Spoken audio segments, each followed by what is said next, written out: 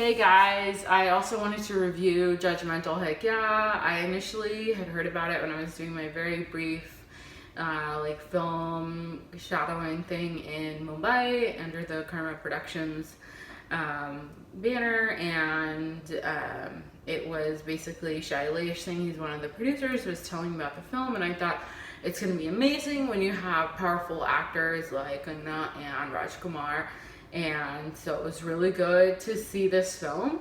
Kangana's character Bobby, which I'm sure there are probably some references to the Hindi classic Bobby, the movie itself, has some type of mental health issue, and she saw her parents passing away at a very early age, and so she's always constantly dealing with all these inner demons. And honestly, this type of psychological thriller is not done very often in India, and it was so good the way that it was done.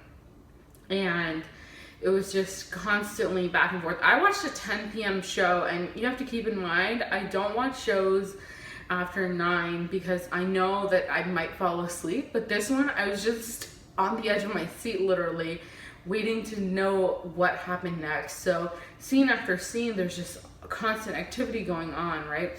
And so it's about her inner demons in her mind, but then she comes in contact with this other individual, Rajkumar Rao's character, and she wonders, are these really demons, or am I right about my instincts, right? And so he obviously, gets into her head, and it's just a constant battle, right?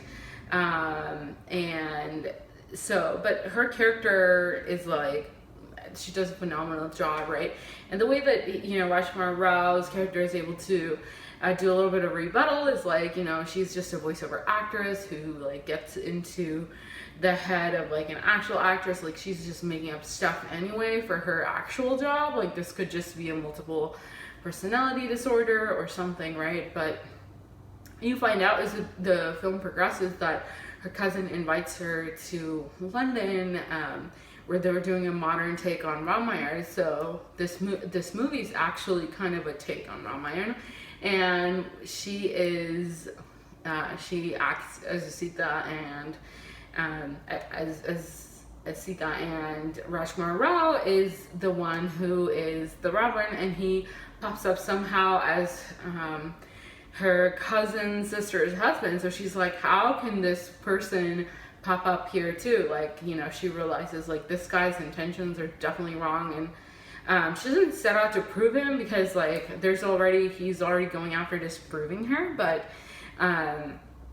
what happens is that there's a constant battle, and it gets really scary, obviously the thriller part, but it's really meaningful, right? She has all these voices in her head, Hanumanji, whispering her, telling her, go with your instinct. And I think those are really powerful moments, where it's such a modernized version of this thousands of year old tale, but at the end of the day, that the good is supposed to prevail. So that's one thing that you already know, right? If it's an enactment of the Ramayana, that the good guy will prevail. So in this case, Sita does prevail, and she realizes that these are not just voices in her head, but this is actually Ravan, and he needs to go away. So it was really good the way that they incorporated this story. I'm probably not doing enough justice, and there's probably a ton of